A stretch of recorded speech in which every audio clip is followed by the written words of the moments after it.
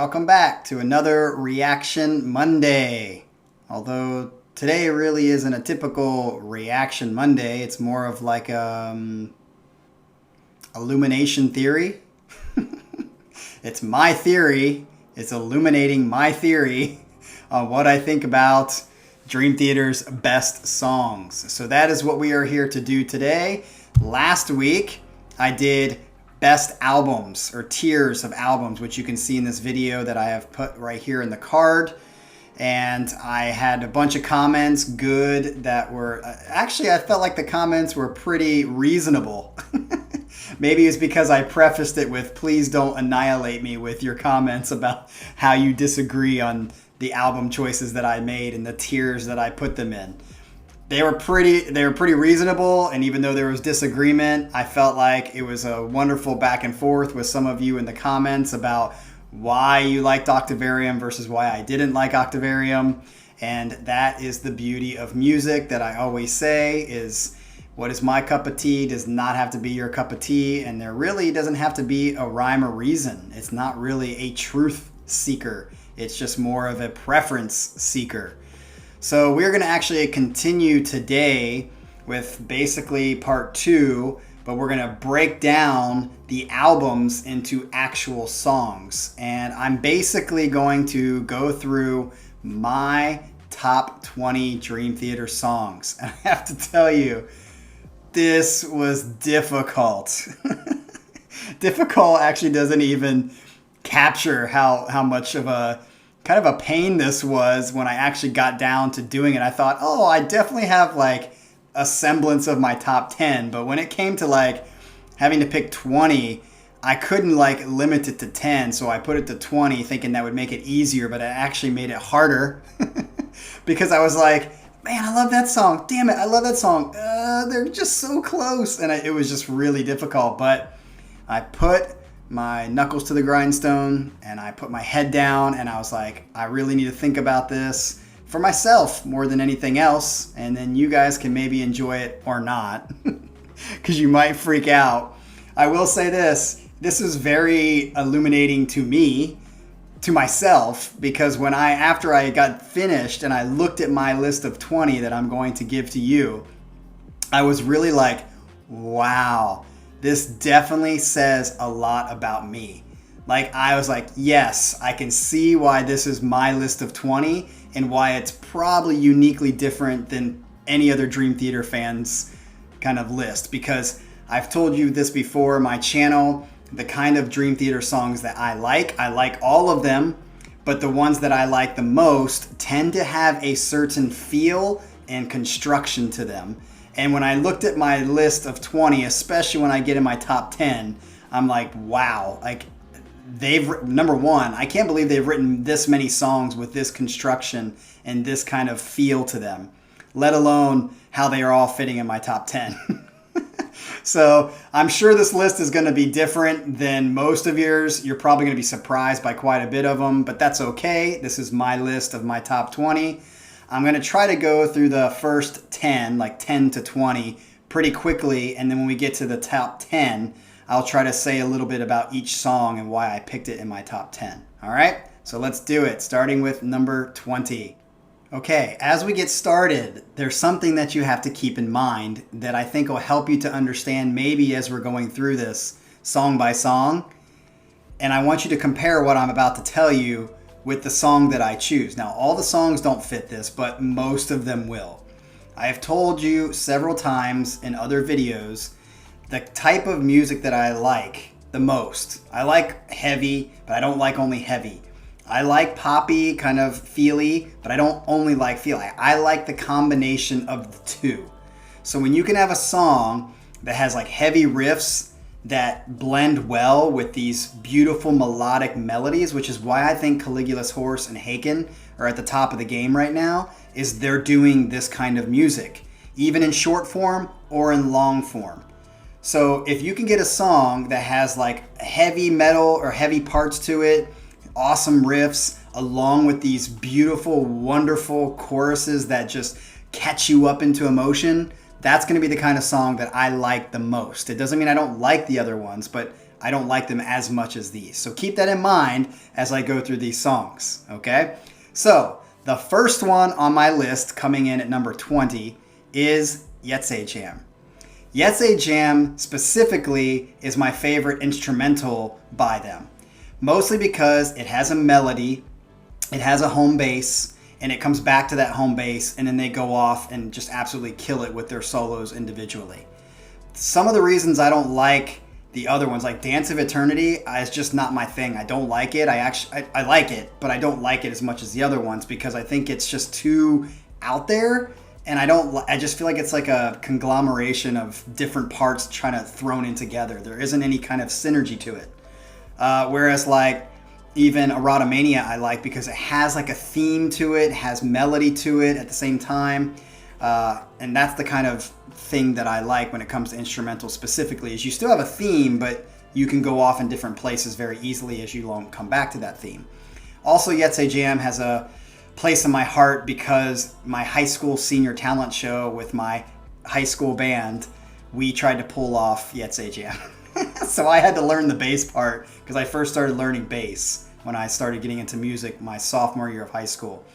And I actually have video of that I will be posting later when I get back to the United States, because the video is actually at my dad's house in the United States. I'm going to try to get it digitized, and then I'm going to put it on here for you guys to laugh your asses off. Because for a high school band, we did a pretty good job, but it still was pretty bad. Because it's a harder song, especially the solo parts. So Se Cham comes in at number 20. At number 19 is going to be Nightmare to Remember.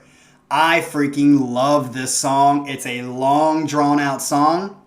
And yes, I agree with the complaints about the day after day and night. But it's not that big a deal to me. Like, some people, it completely turns them off from the song. But I think that's a small, minute part of the song, and still isn't even bad enough in that minute part to make it a big deal to me. But the beauty of this song, even though people say the lyrics are cheesy, yes, I wouldn't call them cheesy. I would say they're practical, and it's just telling a story about someone getting in a wreck.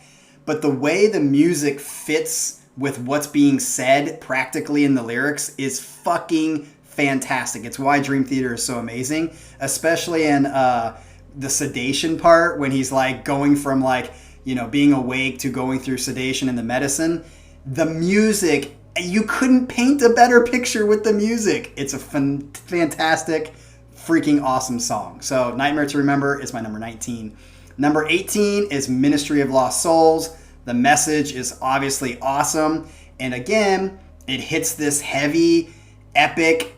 I've always said Dream Theater is amazing at their outros. Ministry of Lost Souls is one of those amazing outros that I always quote to people. Like, if you want a sweet outro, Ministry of Lost Souls is one of those. All right.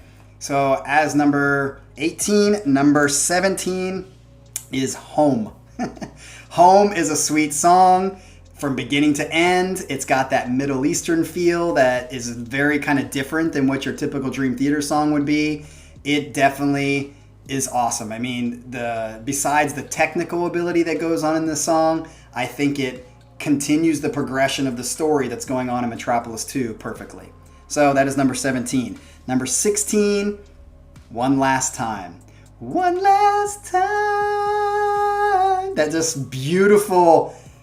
Oh, I mean, the chords of that song are just absolutely beautiful. So One Last Time comes in at number 16. Number 15 is another epic with Illumination Theory. Illumination Theory, I have to tell you, is the best outro out of all of these songs. That outro, when it's basically you have to face the light or the darkness, I cried at that part. There's actually a reaction. Deuce reacts, though I don't like his reactions. I think they're bad.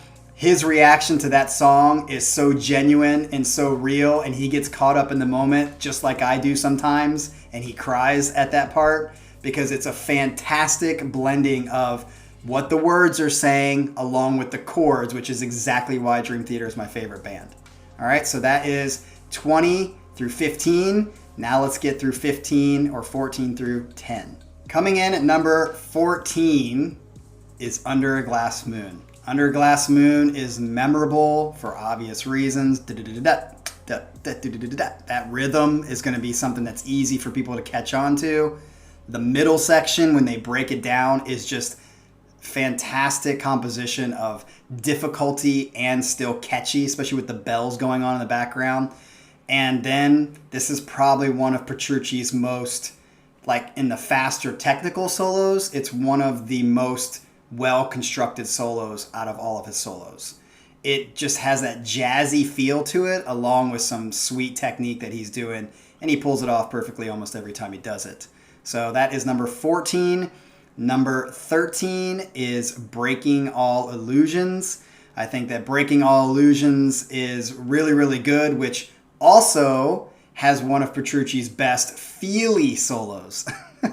So you go from like a great technical, kind of more upbeat, more rock solo to a awesome, feely, wonderful, melodic, passionate solo in Breaking All Illusions. And then after that, number 13, I have Afterlife. Now my caveat to this is it's the Afterlife when James is singing on Score. When he sings on Score and they do Afterlife on that, it's just fantastic. The middle section and then the run with the keyboard and the guitar together is just, I love that freaking song. Afterlife, Afterlife, Afterlife. Coming in at number 11 is The Spirit Carries On. Now I have to make a distinction here again. The Spirit Carries On live, specifically the Score version, and then I think live in New York is also very, very good because you got Teresa and the choir singing behind. But I still think Score live is a better version, is the best version of Spirit Carries On. If we're talking about the live version of Score, I would even push it up into my top 10. But if we're just talking about, which for the sake of this video, just the track that is actually on Metropolis 2, then I'm going to have to say that Spirit Carries On is my number 11. I think it's beautiful. It's obviously, the lyrics are very practical and transcendent, unless you're like a Christian or something like that, then it's pretty new age. But for someone like me, I think it's a great message and it's something that's really cool, beautifully well-written song. And let's move on to our top 10. Okay, I'm kind of excited about this. Coming in at number 10 is going to be from the same album as Spirit Carries On. And I think it is the best ballad by Dream Theater. It's my favorite ballad by Dream Theater, and that is Through Her Eyes. Through Her Eyes is so gorgeous. It's so well done. It could be one of the best pop songs of the decade. It is so very, very good. It can well you up, or wells me up sometimes, not every time. When you think about the message, just how it says, like, it taught me who I was, kind of reflecting on who Victoria was. I can't understand. I've seen a couple comments of people saying that the lyrics of Metropolis are kind of not good. Are you crazy? To construct a story of like a whole thing is the way they do it from song to song to song, and how it all connects to the story is absolutely amazing. You've got to give Petrucci credit for it. It's the exact opposite of the Astonishing. Astonishing was his miss. This was his gift. Like, it was an amazing story. It was not cheesy. It was a little muddy at the end with like what was going on specifically, but besides that, the way the lyrics are even read in the songs and how the intonation goes is great as well. So Through Her Eyes is a fantastic song that, even though it's telling a story within the story, you could take it out of its context, and the lyrics are still very practical to what may be going on in your life. Like, it's an amazing song. And the melody is great. The fretless sounding bass that he does at the beginning, the bass line, is incredible. So number 10 is Through Her Eyes. Let's move on to number 9. Number 9 is rhyming with Through Her Eyes, because it's A Fortune in Lies. Through her eyes, a fortune in lies. Through her eyes, a fortune in lies. A Fortune in Lies.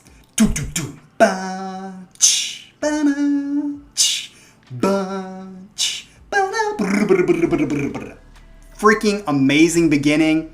Then in the middle, the marching.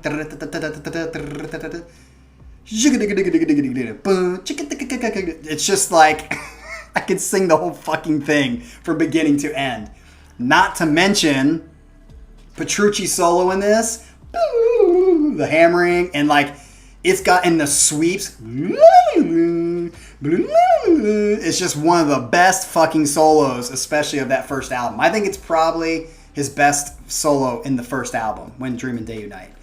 Again, with the caveat, I like it better when James is singing. So Live in Tokyo, I love the version in Live in Tokyo. The drums that are in the song are just fucking fantastic. A Fortune in Lies is my number 9. So moving on to number 8.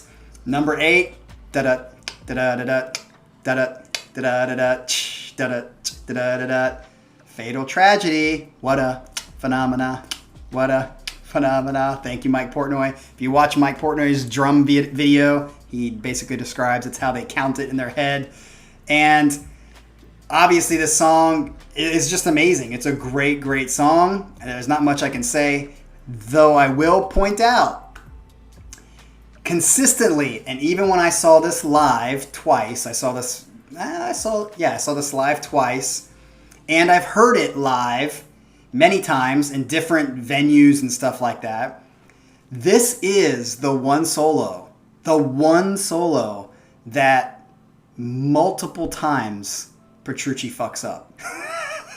And it's particularly that sweep into that. He has a really hard time because it's fucking incredibly hard. So Fatal Tragedy solo, and of course notice that I'm picking out a lot of Petrucci solos because his solos are amazing, and it's one of the probably top reasons I love Dream Theater is Petrucci. So like his solo in this, he consistently has a hard time pulling off this solo because it's so technically difficult. I think it's technically more difficult than As I Am, which is the 64th notes or whatever he's fucking trying to pick that whole thing. Everything about this is a great song, especially the solo. And I've heard him play it live and he pulled it off, but there have been multiple times where I've heard him play it and he's just not getting it. So it's a testament. If Petrucci has a hard time with his own solos, tells you how difficult that solo is. Coming in at number 7 is Losing Time, or the grand finale of 6 Degrees of Inner Turbulence. I just think, again, this is an epic song. The melodies, the way it starts out, dun, dun, dun, dun. It's just a beautiful song from start to finish. It's a great way to end the album, and it's one of my favorite songs on 6 Degrees. I actually think most of the songs on 6 Degrees are my favorite songs. That whole album, both sides, side 1 and side 2, are just freaking phenomenal. But Losing Time is going to take it for me to bring it in at number 7. Number 6, this was where it started getting tough because the next 2 songs are so neck and neck that it was really hard to make a distinction between the two.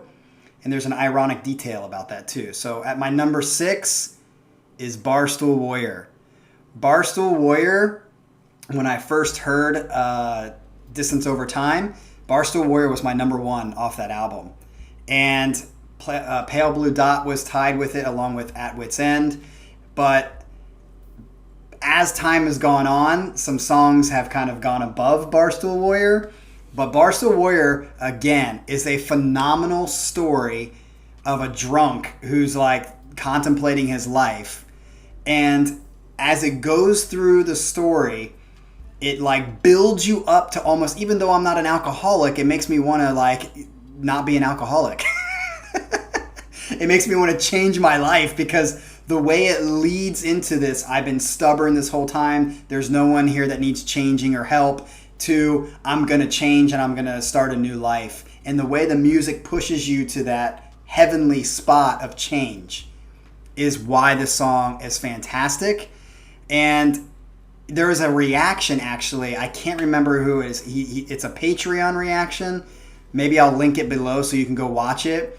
I could watch his reaction to it because everything he says in his reaction about Barstow Warrior and about Dream Theater is exactly the way I feel and why I like them. So his reaction is an amazing reaction, and what he says is exactly what I want to say about this song as well. So Barstow Warrior is my number 6. Let's get into the top 5. My number 5 is At Wits End. So what's interesting is I could not it was so hard between these two because they're both very similar. I would say the reason I put At Wits End a little bit above and I put it in the 5th position instead of the 6th position is because I like the overall song of Barstow Warrior more than At Wits End, because I don't particularly, I like it, but I don't love the way At Wits End starts. But that chorus, Don't Leave Me Now, Don't Leave Me Now, is so awesome that the chorus just overtakes Barstool by just a little bit. It just overtakes it because that, and I love the ending, how it fades out and then it fades back into them in the actual studio sound. I actually like that. I know people that didn't like it and they bitched about it. And I want to point out something about these two songs that come in at number 6 and number 5.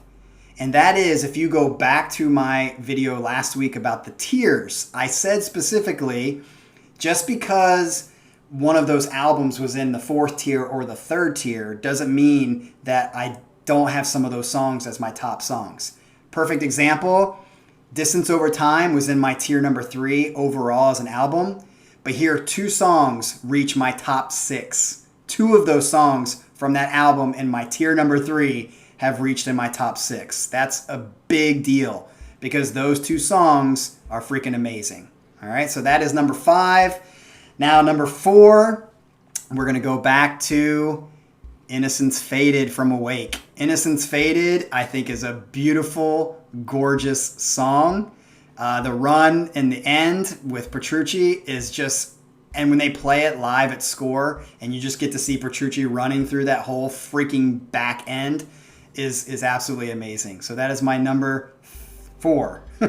Number 3, Lifting Shadows Off a Dream. Oh, this is probably one of the most unique Dream Theater songs. Specifically, it's got a very YouTube vibe at the beginning. The delay on the guitar is absolutely beautiful. It's almost like I'm traveling through interstellar space, and it's just beautiful. The drum part, cha cha cha, da da da da da, and then the way it builds at the end, da da da da darkness, say quietly, just moved by desire and fear. And it's just an amazing freaking song. It's definitely, it's in my top 5 because it is one of the best songs, even though I wouldn't call it that technical of a song.